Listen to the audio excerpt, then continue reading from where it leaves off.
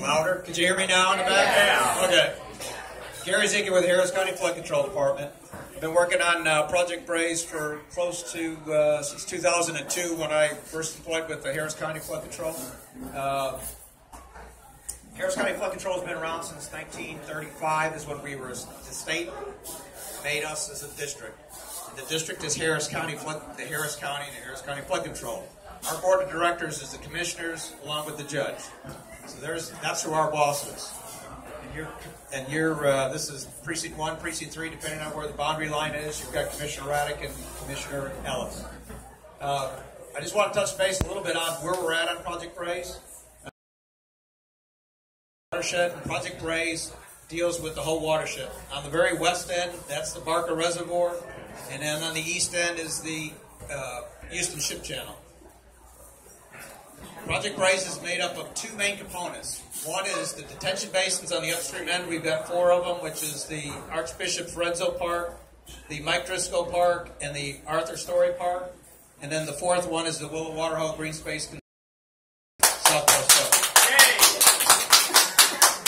My neighborhood's about flood. Okay, the detention basins are one component of it. They simply store the water when it's raining hard for about in a storm event, they store it and then release it in 24 to 48 hours. The other major component is widening the channel from the Houston Ship Channel all the way to Fondren. And that's increasing the capacity of the channel by about 30%. It's a federal project, and the Corps of Engineers is our partner. They basically are supplying about half the funding for the project. The way we get funding for the project, we've got to compete nationwide with other projects. And that's where the benefit to cost comes in. The cost is the cost of the construction and future maintenance on the project, and homes and structures that don't flood. Project Braze has a very high benefit to cost ratio. We have 700,000 people that live in the watershed, and so that's why we've got a high benefit to cost ratio. It's about 6 or 7 for every dollar we spend. That's what the benefit is. And the Corps has a very elaborate matrix that you've got to go through in order to determine what the project is. And that project is made up of, when we look at these projects, it would have been back in the 90s, they look at thousands of different scenarios of what makes the most sense to get the best benefit to cost ratio. That's where the detention basins came in on the upper end of the watershed. It's more cost effective to build a hole in the ground, so to speak, to store that rainwater instead of trying to make the channel big all the way down to the ship channel. When you get down to this end of the project, it makes more sense to widen the channel because there's so much water coming down the bayous. That's where our benefit to cost ratio is. One of the other main components is bridges. When we widen the channel, you don't have to replace the bridges, but we either raise them or extend them, or put retaining walls underneath the bridges. And every bridge has got its own unique set of problems, and every bridge we look at differently. Today, regional detention basins upstream were completed before the storm. We had the last project finished up in March.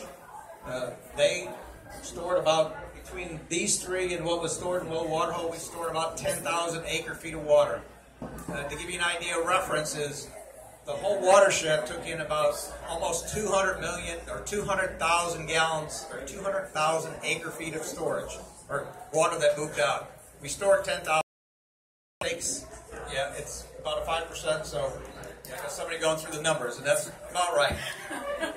About 5% of the water we stored in detention basins, which doesn't sound like a lot, but if you've ever been up to these parks to see how big these holes are, and they're all done by, we call them past design. We don't have to have anybody go out there and open valves or close gates or anything like that. When it's raining, whether it's 3 o'clock in the morning or 3 o'clock in the afternoon, it's all run by gravity. When the water starts to rise in the bayou, it fills up these detention basins. When the water in the bayou eventually goes down, which on Braze is a very short period of time, then the detention basins drain out. To date, we've got the channel sections done about between Buffalo Speedway and Stella Link is where we've got the channel complete. We still got some bridges we've got to go back and do. We've got a contractor that's presently working on the next channel section that goes up to South Rice, which is, South Rice is just up the street from here. That's the next channel section that's going to be completed. It's not due, the contractor's got until next August 1st, basically, to get that channel section done. And then the last channel section, which is from South Rice up to Fondren, is under design, and that should go to bid, so construction should start immediately. Basically in June of next year, we should be picking up the construction for the last channel section. Then we've got 12 bridges that we still have left to build, and they range from the east end. We've got South 75th and Lawndale. We've got some down at the very east end of the watershed, and they're scattered all the way up through the watershed. The last ones on the upper end is Chimney Rock and South Rice have to be replaced. That's where the city's going to come in. They managed to, funding is always an issue for us. Again, the money we get from the Army Corps of Engineers, presently we've got about $40-odd million, actually about $45 million that we have invoiced to the Army Corps of Engineers. We can only invoice them when we have a channel section or a part that's complete. When we get it complete, we turn an invoice in, and then you've got to kind of wait for that check to come in the mail. They've got to audit it, they go out and physically inspect it. It takes a year plus to get our money out of the Army Corps of Engineers. So right now it's about $45 million that they owe us. They're in the process of auditing that, but it's still every year. We're on our second year for about about $20 million is the second year. We just turned invoices in this last, right after the hurricane, down to the Army Corps of Engineers Galveston office for about $25 million. Plus, we've got these two projects. The one project I talked about was the channel section. The other one we've got is the last part of the basins at Willow Waterhole. We call them the control or the connecting structures. There's 6 different compartments that make up Willow Waterhole. They've all been excavated, and now we just have to get them all connected. Presently, we've got temporary connections which go through the city storm drains. 2 compartments are directly tied into the Willow Waterhole bayou itself, but we've got to get all 6 compartments connected to each other.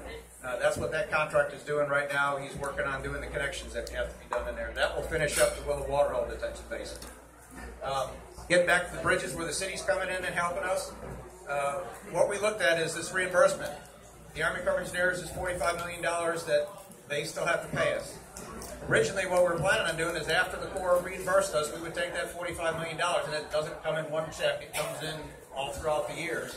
We were then going to take those monies and build the bridges that we still had to go back and do, the 12 bridges.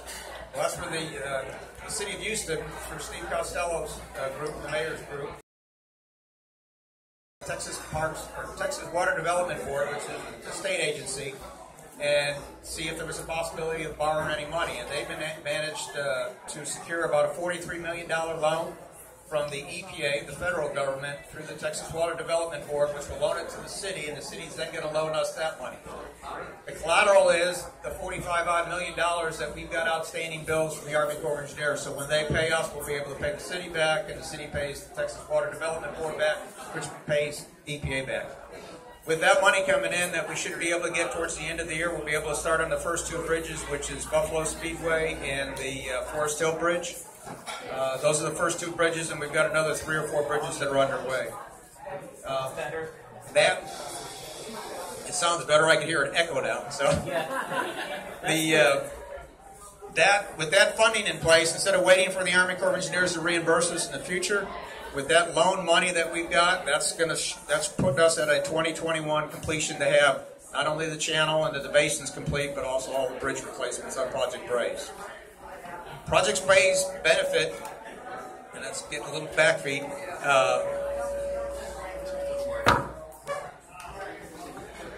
Project Braze, how's that? Project Braze, the benefit that we're looking at is presently when you go to the FEMA website and you see where your elevation is, the flood elevation is for the 100-year event. It's an elevation. It depends on where you're at along the bayou. If you're up by Fondren, it's I think about 62. You get down at this end, it drops as you get farther downstream. Through the Meyerland area, we're looking at dropping that 100-year floodplain elevation by 2 feet. So presently where it is today, which the effective map for 2007, we're going to be, once we get the project done, which includes all the bridges and the basins and the channels, then we could petition to FEMA to revise the floodplain maps.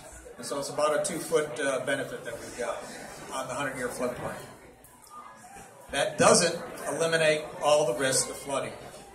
It will never eliminate all the risk. If you have 6 inches of rain on top of you, streets are going to flood, and you can have structural flooding just from the intense rainfalls that we get in Texas. Our standard rain that we're designing for is about 13.2 inches in 24 hours.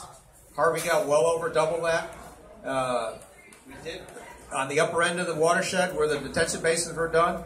The bayou handled the rain. It handled the 500-year plus event that we didn't have very many house flooding. There were some, but not very many. And the same thing on the downstream end where most of the project is done. There was very little house flooding. There are houses that are deep, and we say hopelessly deep in the floodplain. That's where people have to understand that is that if you're getting 3 or 4 feet or 5 or 6 feet of water in your house and the project raise lowers it by 2 feet, you still got water in your house. And the floodplain isn't not completely removed from the whole area. There's still what we call a residual floodplain in the area.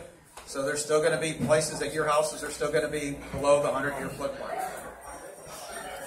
I think that's all of it. Do you want to do questions now? If anybody has a question, I see somebody right there.